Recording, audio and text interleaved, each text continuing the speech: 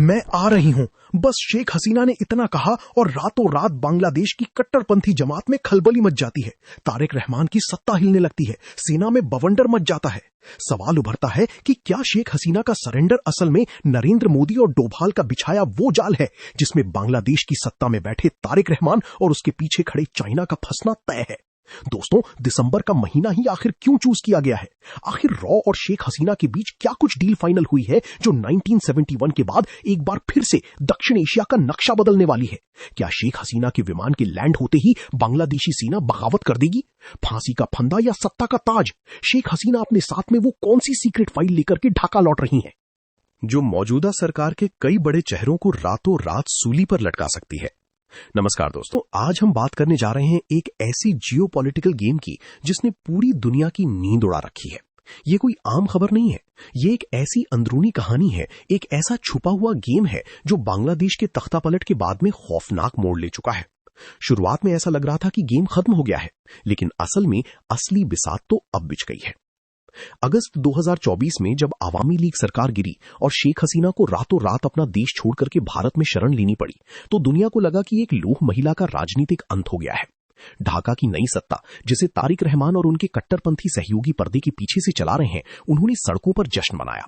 उन्होंने भारत पर भयंकर मिलिट्री प्रेशर और कूटनीतिक दबाव बनाना स्टार्ट कर दिया कि शेख हसीना को तुरंत वापस सौंपो। शेख हसीना के खिलाफ मानवता के खिलाफ अपराधों के तहत मौत की सजा तक का ऐलान कर दिया गया। ढाका की हुक्मरान सोच रही थी कि शेख हसीना अब जिंदगी भर एक भगोड़ी बनकर के रह जाएंगी और इसी नैरेटिव के सहारे वो अपनी सत्ता की जड़ी मजबूत करती रहेंगी। तारिक रहमान हर दिन भारत को आंखें दिखा रहे थे और उनके पीछे खड़ा ग्लोबल पावर चाइना ये सोचकर के मुस्कुरा रहा था कि अब बांग्लादेश पूरी तरह से उनकी मुट्ठी में आ चुका है। लेकिन दोस्तों, असली खेल यहीं से शुरू होता है। अचानक अंतर्राष्ट्रीय राजनीति के गलियारों में एक खबर किसी परमाणु बम की तरह फटती है। शेख हसीना ने दुनिया के सामने ऐलान कर दिया कि वो इसी दिसंबर के अंदर बांग्लादेश लौट रही हैं और खुद ढाका की अदालत में सरेंडर करेंगी। इस एक फैसले ने पूरे ढाका में ऐसा सियासी तूफान खड़ा कर दिया जिसकी गूंज बीजिंग तक सुनाई दे रही है। जो तारिक रहमान सरकार कल तक भारत पर प्रत्यर्पण का प्रेशर बना रही थी, आज उनके खुद के पसीने छूट रहे हैं। दोस्तों, बड़े बड़े जियोपॉलिटिकल एनालिस्ट मान रहे हैं कि ये शेख हसीना का कोई भावुक या जल्दबाजी में लिया गया फैसला नहीं है, बल्कि ये भयंकर राजनीतिक दांव है। एक ऐसा मास्टर स्ट्रोक जिसने ढाका के अधिकारियों के पास भागने का कोई रास्ता ही नहीं छोड़ा है। दोस्तों, खुद सरेंडर का ऐलान करके शेख हसीना ने वो नैरेटिव ही जड़ से उखाड़ करके फेंक दिया है कि वो एक भगोड़ी है। अब वो एक ऐसी नेता बनकर के लौट रही हैं जो न्यायपालिका और कानूनी कार्रवाई का डट करके सामना करने को तैयार हैं। अब दोस्तों, सवाल ये है कि ऐसा अचानक क्यों हुआ? ढाका की सरकार के लिए ये किसी बुरे सपने से कम क्यों नहीं है? दरअसल दोस्तों, हसीना के इस एक कदम ने पूरी की पूरी राजनीतिक और नैतिक जिम्मेदारी मौजूदा सरकार के ऊपर डाल दी है। अगर वो हसीना को एयरपोर्ट पर उतरते ही गिरफ्तार करते हैं, उन्हें खौफनाक जेल के अंदर डाल देते हैं या उन्हें फांसी देने की जुर्रत करते हैं, तो वो अपने ही हाथों शेख हसीना को एक बहुत बड़ी राजनीतिक शहीद बना देंगे। बांग्लादेश का इतिहास गवाह है कि वहां की आवाम जज्बातों की आग पर चलती है। आवामी लीग, जो पिछले कुछ महीनों से गहरे सदमे में थी, इस एक खबर से जैसे दोबारा जिंदा हो गई है। सड़कों पर उनके लाखों समर्थक अपनी नेता के स्वागत के लिए तैयार बैठे हैं। अगर सरकार ने जरा भी बल प्रयोग किया तो बांग्लादेश में ऐसा भयानक गृह युद्ध छिड़ेगा जिसे संभाल पाना किसी के बस की बात नहीं है। और अगर न्यायपालिका उनके खिलाफ कोई एक तरफा बिना सबूतों वाला फैसला सुनाती है, तो पूरी दुनिया के सामने मौजूदा सरकार की वैधता तार तार हो जाएगी। दोस्तों, अमेरिका से लेकर संयुक्त राष्ट्र तक उन पर इकोनॉमिक सैंक्शंस लगा दिए जाएंगे और इसका जवाब दोस्तों आपको हैरान करने वाला है, क्योंकि जो लोग शेख हसीना को केवल एक अपदस्थ और कमजोर प्रधानमंत्री मान रहे हैं, वो उनके परिवार का खून देने वाला और बलिदान देने वाला इतिहास भूल गए हैं। शेख हसीना का खानदान वो है जिसने अपना खून देकर के बांग्लादेश की मिट्टी को सींचा है।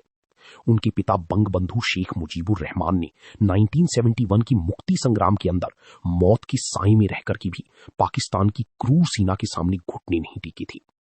15 अगस्त 1975 की वो काली रात कोई कैसी भूल सकता है, जब शेख हसीना की पूरी परिवार को, उनकी भाइयों को, उनकी मां को बेरहमी से गोलियों से भून दिया गया था। वो और उनकी बहन सिर्फ इसलिए बच पाई थी क्योंकि वो विदेश में थी। इतनी बड़ी सदमे के बाद भी कोई इंसान टूट जाता है, लेकिन वो भागी नहीं। 1981 में जब सैन्य तानाशाह जियाउर रहमान सत्ता में थे, तब भी वो मौत की परवाह किए बिना देश में लौटी थी। 2007 में भी मिलिट्री बैकअप वाली सरकार के दौरान उन्होंने यही काम किया। उन पर अब तक 19 से ज्यादा बार खौफनाक जानलेवा हमले हो चुके हैं।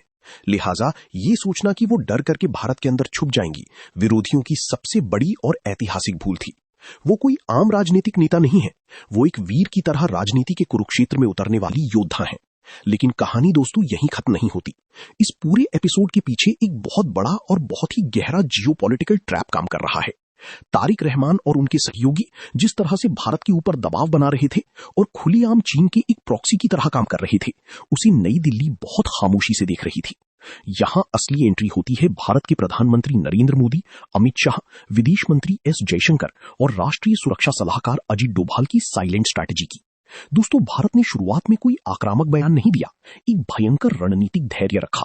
तारिक रहमान को लगा कि भारत डर गया है या बैकफुट पर चला गया है, लेकिन असल में भारत शेख हसीना को वो अहम समय और सुरक्षित माहौल दे रहा था ताकि वो अपना रिवर्स मास्टर प्लान रेडी कर सके।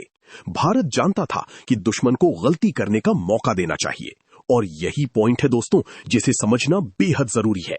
डोभाल और जयशंकर की रणनीति बहुत ही साफ और धारदार थी।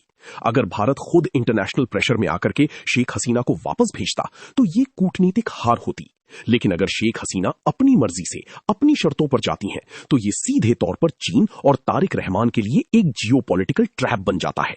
इस एक कदम से चीन के उस पूरे इकोनॉमिक गेम और सप्लाई चेन कंट्रोल वाले प्रोजेक्ट की हवा निकल गई है, जिसके जरिए वो बांग्लादेश को कर्ज के जाल में फंसाकर भारत को चारों तरफ से घेरना चाहता था।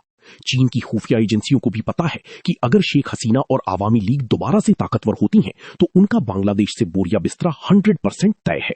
दूसरी तरफ भारत ने बिना एक भी गोली चलाए या बिना कोई कड़ा कूटनीतिक बयान दिए तारिक रहमान प्रशासन को बैकफुट पर धकेल करके उनकी रातों की नींद हराम कर दी है।